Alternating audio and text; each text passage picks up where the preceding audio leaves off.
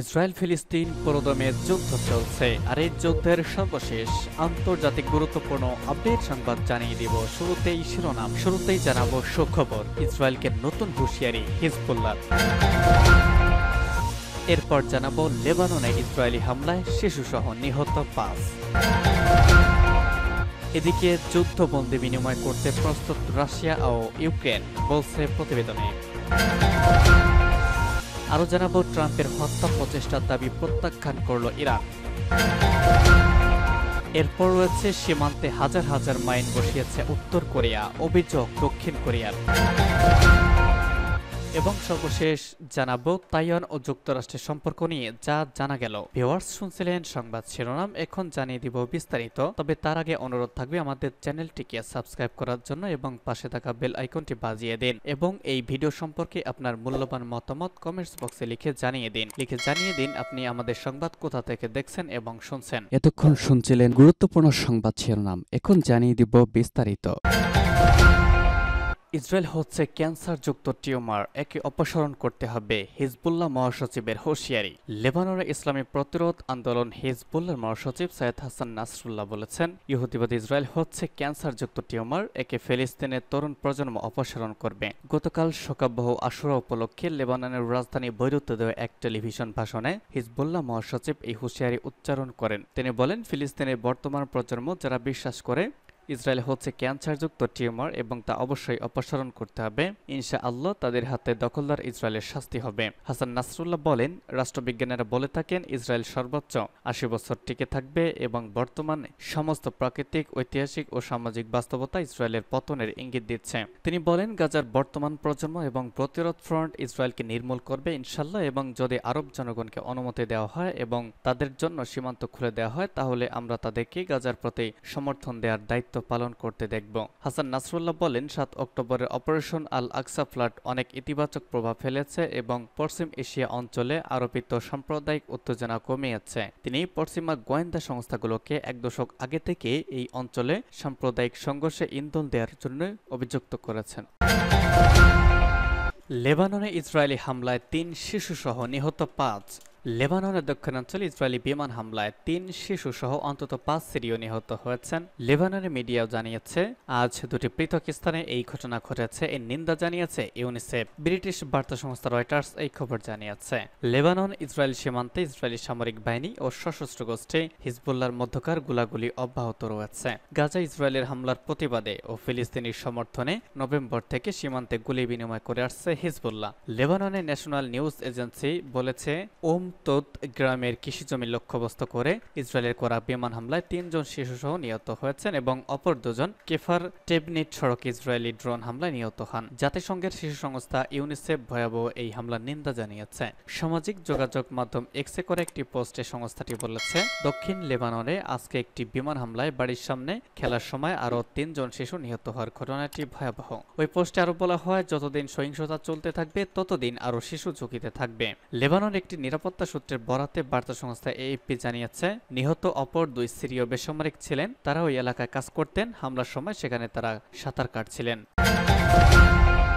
যুদ্ধবন্দী বিনিময় করতে প্রস্তুত রাশিয়া ও ইউক্রেন, জানাচ্ছে প্রতিবেদন। সংযুক্ত আরব আমিরাতের সহায়তায় একটি চুক্তিতে 90 জন যুদ্ধবন্দীর বিনিময় করতে প্রস্তুত রাশিয়া ও ইউক্রেন। স্থানীয় সময় আজ এই চুক্তি হয়েছে বলে ব্লুমবার্গ এক সূত্রের বরাত দিয়ে জানিয়েছে। বার্তা সংস্থা রয়টার্স স্বাধীনভাবে প্রতিবেদনটি যাচাই করতে পারেনি। রাশিয়ান এবং ইউক্রেনীয় কর্মকর্তার এই বিষয়ে রয়টার্সের সঙ্গে কথা বলতে রাজি হয়নি। গত সপ্তাহে ইউক্রেনীয় মিডিয়া তাদের প্রতিবেদনে উল্লেখ করেছে, সংসদের মানবাধিকার কমিশনার দিমিত্র লুবিনেট বলেছেন, সরকার সংযুক্ত আরব আমিরাতের সহায়তায় রাশিয়ার সঙ্গে দ্রুত একটি বড় আকারের বন্দী বিনিময়ের পরিকল্পনা করছে। রাশিয়া তার ছোট প্রতিবেশীকে আক্রমণ করার পর রাশিয়া এবং ইউক্রেন কয়েকবার বন্দী অদল বদল করেছে। সর্বশেষ বন্দী বিনিময় গত জুন মাসে হয়েছিল।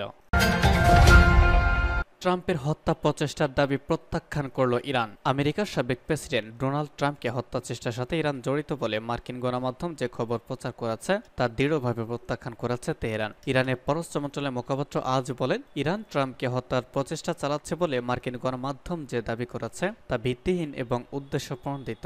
বরং এর মধ্য দিয়ে ইরানের বিপ্লবী গার্ড বাহিনী বা আইআরজিসির কুদস ফোর্সের সাবেক প্রধান লেফটেন্যান্ট জেনারেল কাসেম সুলাইমানের হত্যা মামলা বন্ধ করে দেওয়ার চেষ্টা করছে ওয়াশিংটন। কিন্তু ইরান আইনি সেভাবেই এই মামলা এগিয়ে নেবে। গত 14 জুলাই ডোনাল্ড ট্রাম্প পেনসিলভানিয়া অঙ্গরাজ্যের বাটলার এক নির্বাচনী জনসভায় গিয়ে গুলিবর্ষণের শিকার হন। রিপাবলিকান দলের এই সমর্থকে গুলি করে ওই দিন ট্রাম্পের ডান কান ফুটো হয়ে যায়, তবে অল্পের জন্য তিনি প্রাণে বেঁচে যান। এ সম্পর্কে মার্কিন গণমাধ্যমে প্রকাশিত খবরে জোরালো প্রতিবাদ জানিয়ে নাসের কানিয়ানি বলেন, এই ধরনের হত্যা প্রচেষ্টার কোনো ইচ্ছা ইরানের নেই, বরং ইরান আইনিভাবেই জেনারেল সুলাইমানি হত্যাকাণ্ডে জড়িত ডোনাল্ড ট্রাম্প সহ অন্যদের বিরুদ্ধে মামলা চালিয়ে যাবে, কারণ ট্রাম্প সরাসরি জেনারেল সুলাইমানি হত্যাকাণ্ডে জড়িত ছিলেন। 2020 সালের 3 জানুয়ারি ডোনাল্ড ট্রাম্পের সরাসরি নির্দেশে ইরাকের রাজধানী বাগদাদে ড্রোন থেকে ক্ষেপণাস্ত্র হামলা চালিয়ে জেনারেল সুলাইমানিকে হত্যা করে মার্কিন সন্ত্রাসী বাহিনী। ওই ঘটনার পর ইরান ইরাকে অবস্থিত মার্কিন সামরিক ঘাঁটি আইন আল আসাদে ক্ষেপণাস্ত্র হামলা চালায়। এছাড়া ডোনাল্ড ট্রাম্প সহ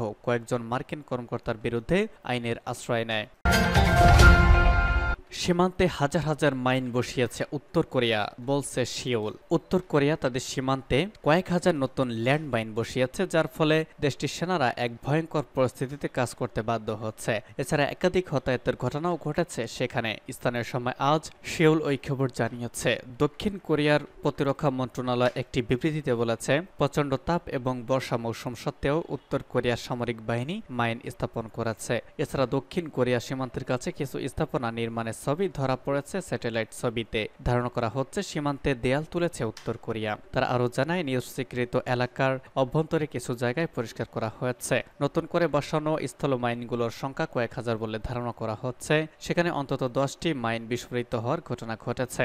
এতে একাধিক সেনা হতাহতের খবর পাওয়া গেছে বলে মন্ত্রণালয় জানিয়েছে। মন্ত্রণালয় আরও উল্লেখ করেছে, মাইন স্থাপনের কাজে নিয়োজিত উত্তর কোরিয়ার সেনারা ডিউটি পরিবর্তন না করে অপর্যাপ্ত ব্যারাক ছাড়াই বসবাস করছে। দিনে গড়ে 12 থেকে 13 ঘন্টা কাজ করছে তারা। মন্ত্রণালয় কর্তৃক প্রকাশিত একটি ছবিতে 3 জন সেনাকে কঠোর বাক্স এবং কাঠের যে বাক্স সেটা বহন করতে দেখা গেছে, যা মন্ত্রণালয় ল্যান্ডমাইন হিসেবে চিহ্নিত করেছে। আরেকটি ছবিতে দেখা যাচ্ছে একজন সেনা তার আহত অন্য এক সেনাকে স্ট্রেচারে নিয়ে যাচ্ছেন। এই বছরের শুরুতে উত্তরের নেতা কিম জং উন দক্ষিণকে তার প্রধান শত্রু হিসেবে ঘোষণা করেছে।